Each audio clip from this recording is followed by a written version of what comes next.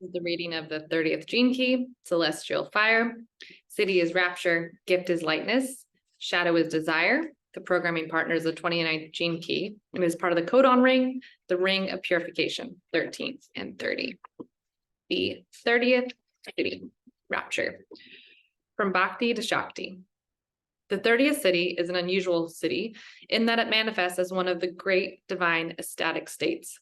Along with this programming partner, the 29th city, these are aspects of our genetics that really terrify the majority of human beings. In our Western culture in particular, these kind of ecstatic states are deeply distrusted, as we no longer have any clear cultural vent for them. In times gone by, it was the ancient shaman who could enter these states of consciousness. Nowadays, the closest we come is through the burgeoning, I don't know this word, burgeoning, drug and dance culture. We have grown so far away from being a devotional culture that we can no longer understand it at all.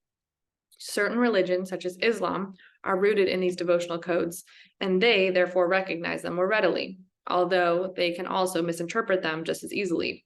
The contemporary cult of the suicide bomber is clearly rooted in the lower frequencies of the 30th shadow. The 30th and 29th city represents an archetypal stream within your DNA that causes powerful mutations in your endocrine system.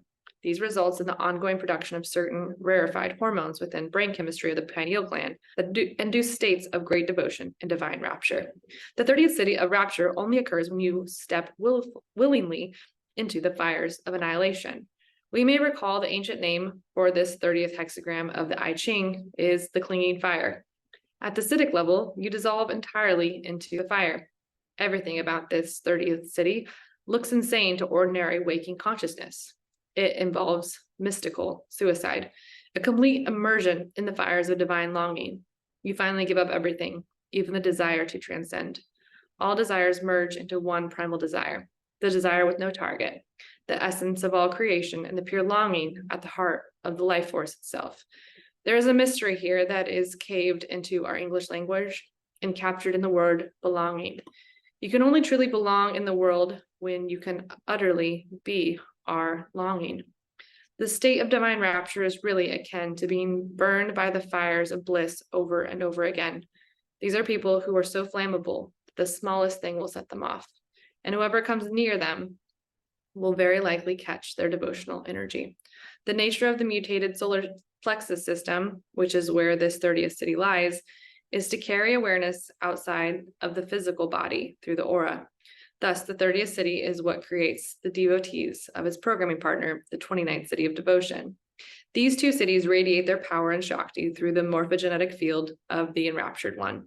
This is why certain teachers and masters can literally transform the hearts of their devotees forever. The aura of such a being is as palpable as it is dangerous. It is dangerous to the human mind that cannot comprehend such a phenomenon and will not let go of trying to be in control.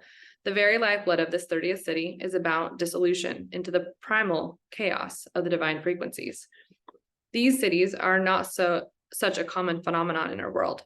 Wherever they erupt, they are often misunderstood. If this were to happen to someone in the West, they would most likely be heavily sedated and locked away. In India, the divine ecstatics and madmen were traditionally given the same treatment and were both revered, since there is a fine line between the two states. Early manifestations of this city, in the 29th city, can also cause all kinds of difficulties in the human body, since we have not yet evolved to fully carry these extremely high emotional frequencies. In this respect, the 30th city has a particular role to play within the coming evolution of the human solar plexus system as described in the 55th gene key. The role of the 30th city is to literally to burn out all human desire from our DNA. This means that humans who attain this city are really performing an important genetic task on behalf of the collective. They're allowing their vehicle to deliberately short circuit and burn out the collective desire of our past. The perk that goes with this role is that they experience the divine rapture. In the 22nd gene key, there is a detailed description of the seven subtle bodies of the human aura. This process of transcendence through the 30th gene key directly mirrors the purification of the second astral body and its assimilation into the higher Buddhic body, the fifth body. It is the human longing of the 30th gene key that creates both bhakti, to catalyst the higher currents of grace from within the higher self.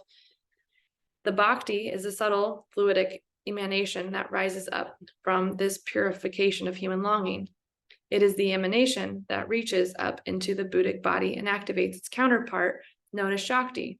Shakti is the divine essence that descends or rains down upon the initiate and causes a state of rapture.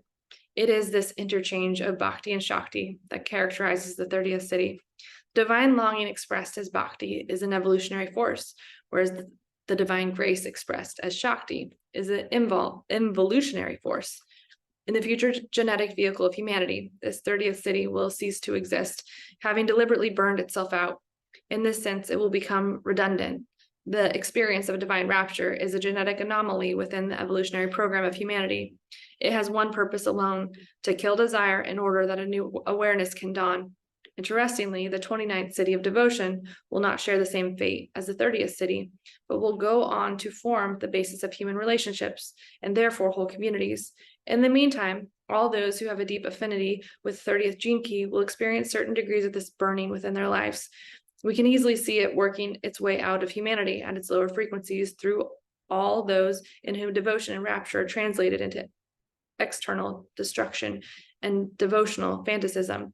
The higher your frequency rises, however, the more you must surrender to the divine currents that are waiting to burn you into higher states of consciousness. The 30th gift, lightness. The final desire.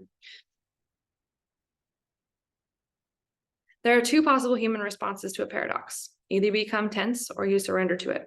The mind has a great difficulty with paradoxes because it is not built to handle them. It can only resolve things through a logical reason. The higher mind, which is really akin to an awareness operating outside your brain and body, adores paradoxes because it knows that they represent truth. When you surrender to the helplessness of being a normal human being, then something remarkable occurs. You experience a shift in frequency of your whole being.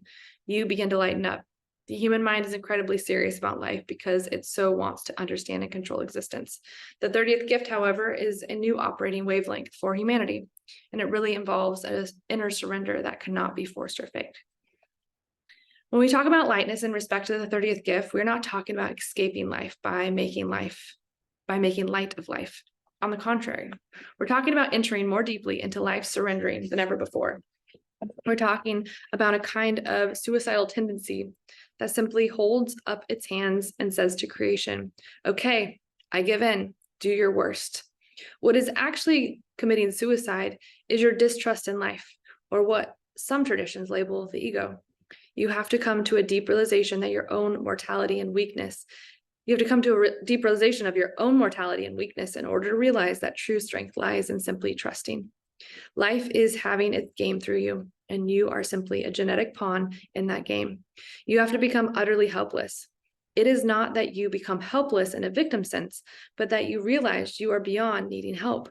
And then the magic happens. You discover you can enter into that expanded state of consciousness that is guiding the overall game.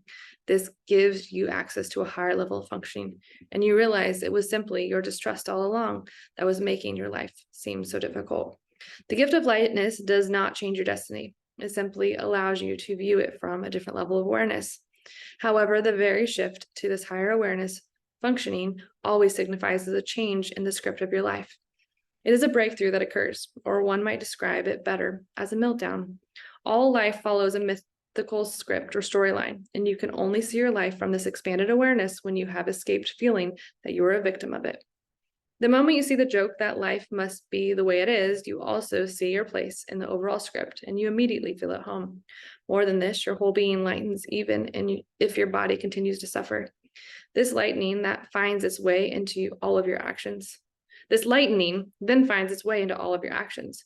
Whatever you do from the gift of lightness, there is always a glint in your eye, because at some deep level, you know it is all really just a game. And the worst thing anyone can do is to take it too seriously.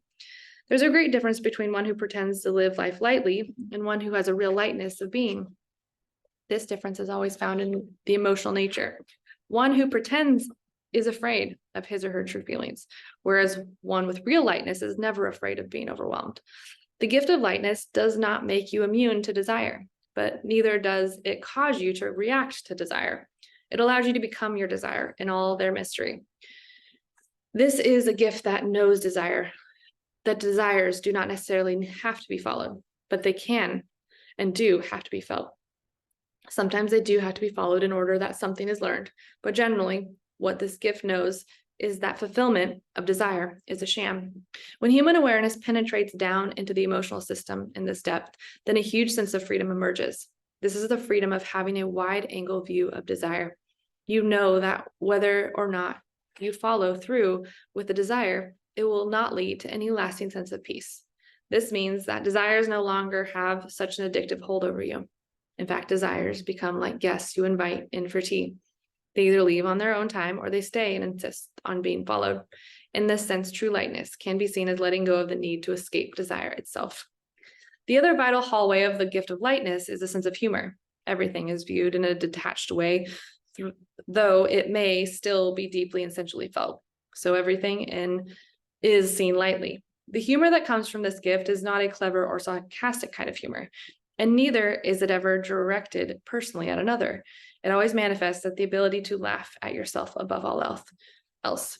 Your own life becomes a great tragic comedy, since it incorporates both the depth of suffering that lies in the false belief that your desire can ever be fulfilled, and the great pleasure that comes from the buildup and release of your desires. The humor that comes through this 30th gift is a very compassionate humor. It is not about laughing at anything. As you move into the higher frequencies of the 30th gene key, you finally begin to understand the mystery of the cycle of desire. Beneath the thousands of desires that pass through your emotional system each day, you begin to determine a single underlying desire that gradually becomes stronger and stronger. This is the desire to end your own suffering. Desire to end your own suffering is the same desire that leads all human beings on a path of spirituality and inner inquiry. This desire to escape or to ascend or to be free is the final great desire within human beings.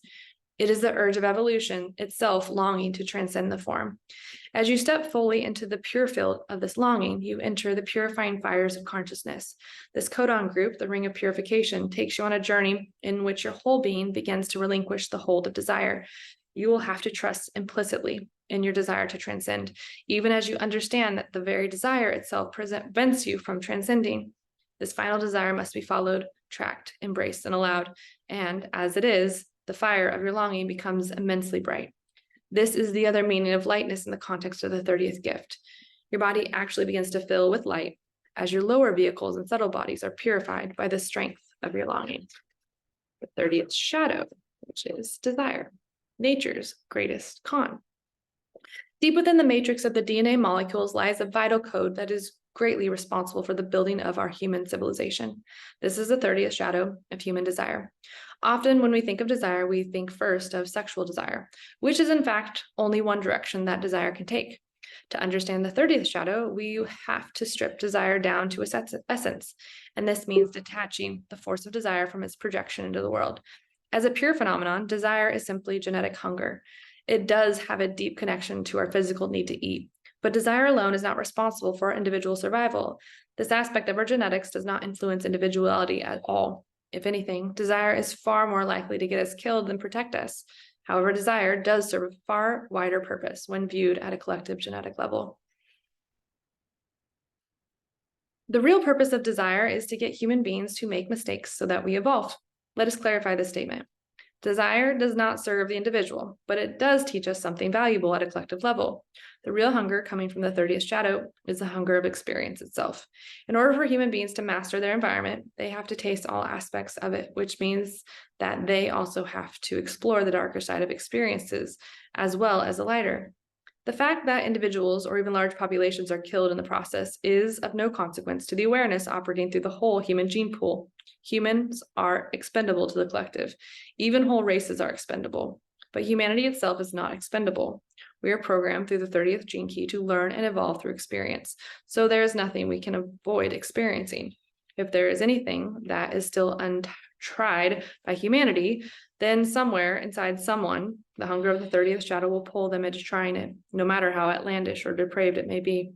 For consciousness to enter into form, it must immerse itself deep within the form. In human beings, consciousness has at its disposal a very powerful and sensitive system of awareness, an awareness only overshadowed by the spirit of Gaia herself, of which humanity is essentially a sense organ. This is something very profound to understand here. The genetic instructions that guide humanity do not come from humanity as a separate entity, even though it appears that way to us. We are only a part of a wider organism with its own genetic imperative, and desire has formed an integral part of humanity's evolution as the driving force behind our sensory apparatus. It is as though the humanity operates like nature's brain, with desire providing the force that opens up all manner of neural networks within the brain. Some neural connections lead to short circuits, while others open us up to great leaps of awareness. All possible connections must be tried and tested in order to discover which are of the greatest service to the totality. The greater parts of human existence is actually non-essential to our future, but it still has to be explored. As part of a chemical family known as the ring of purification, this 30th gene key naturally bonds to the 13th gene key, whose shadow frequency creates a powerful energetic field of discord and pessimism. Humanity is thus designed to move through a vast evolutionary cycle in which it is progressively purified. Some purification can only take place through the shadow frequency, since this provides the raw material for a higher state of consciousness. Most of the fallout from this incredible genetic process is found on the human emotional plane, sometimes known as the astral plane. The astral plane is a subtle electromagnetic frequency field arising out of the sum total of all human desires and feelings. At the lower frequency band of the astral plane, the overall tone is one of discord, the 13th shadow. Discord is a collective frequency that is sounded as a result of human beings inextricably expressed, inexorably expressed what they think to be their individual desires. At higher levels of the astral plane, human desire and emotion begin to turn inward and upward to seek its own source, moving through progressive levels of purity before it is experienced in its purest form, ecstatic rapture. When seen in this macrocosmic way, it almost seems as if nature has conned humanity, as though we have been set up as guinea pigs for evolution itself. This is exactly the case, that even though desire in itself is a pure impulse of nature, it tends to drive human beings mad. In Eastern Buddhist thought, desire is said to be the source of all human suffering. In fact, it is not desire itself, but your reaction to it that creates your suffering. In every human being, the force of desire is translated differently and projected out upon the world in a unique way. Thus, some people experience it through their sexuality, others through their yearning to be rich, famous, in love, or spiritually enlightened. The point is that the desire itself is pure. It isn't for anything. Human beings are simply creatures who are by design supposed to feel a yearning. What the 30th shadow of desire does is emotionally fuel your mind to try and find a way of escaping that yearning, or at the very least, venting it in some way. However, as every human being learns, the cycle of desire is eternal. The moment you have satiated your hunger, you once again find yourself empty as the yearning begins a new cycle. The interpretation of the original Chinese name for the 30th hexagram of the I Ching literally means clinging fire. This is a wonderful evocative name for the 30th gene key. It causes you to burn with longing or desire, but despite what you do to try and fulfill that desire, it persists in clinging to you. It continually drives you out into the world of experience, which of course is exactly what is intended. Nature's con is that humans cannot escape the fire of desire, no matter what we do. It must be accepted and embraced as part of our mortality. Moreover, the more you think of desire as unspiritual, the more powerful you make it. Many of the great religions and spiritual traditions have been taken in by the great con, having us believe that desire can be somehow transcended or fought. Fighting an evolutionary force as powerful as desire is what causes human beings so much suffering in the first place. The great heretical irony about desire is that desire to be one with God and the desire to kill your enemy is the same desire. Both lead to metaphorical hell. Alongside its programming partner, the 29th shadow of half-heartedness, the shadow of desire programs our world into a deep consciousness pessimism. Somewhere deep within every human being, a very uncomfortable truth resides, that you can never transcend desire. Our denial of this truth is what causes us to live half-heartedly. We do not fully indulge our desire because it is too terrifying. Those who do so externally usually end in destroying themselves, while those who hold it back also destroy themselves on the inside. It seems then that desire has human beings outflanked and outgunned. Whatever you do, we are caught like rats in a maze. Even the most sophisticated esoteric traditions promise us transcendence from a desire, but then warns us that our very desire to transcend in the first place will prevent such a state. What is one supposed to do with this information? What is the future of race that is caught in such a paradox? If desire itself prevents us from ever evolving beyond desire, as ever, the answer lies within the higher frequencies of the 30th gene key. The repressive nature, over serious. When desire is repressed, life force is also repressed, and this leads to a stiffening of one whole's being, physically, emotionally, and psychologically. We begin to take life very seriously. As we have seen, desire equates to fire and passion. When it isn't allowed to burn within us, our inner fire fizzles out. Many people deal with their desire in this way, particularly in repressive societies and religion. Over-seriousness manifests through religion itself, which almost always imposes moral laws on top of our natural desires. One might even go so far as to say that the majority of human civilization has repressed desire and become over-serious. It is the hallmark of our whole modern world. The great fear within the 30th shadow is the fear of being burned by our feelings, a collective fear that has been repressed on a collective level. True feelings unleashed on a collective level might lead to anarchy. That is the fear that is held in check by this aspect of the 30th shadow. The reactive nature, flippant. Those people in the world who indulge their desires without care always run the very real risk of being ostracized by society. They cannot describe to any moral framework and abhor all forms of religion and impose control. They then become flippant about life as a reaction to that society. The result is that they often become embittered by the projections of the world and lash out by abandoning themselves even further into their desires. Just as the repressive nature wants to end desire through controlling, the reactive nature wants to end desire through exhausting it. The result of this is that such people burn themselves out, and often early in life. By totally externalizing all your desires, you are in fact becoming their victim. This kind of flippancy is akin to paganism, the extreme pole of organized religion. Just as one is a repression, the other is a reaction. That was a reading of the 30th gene key.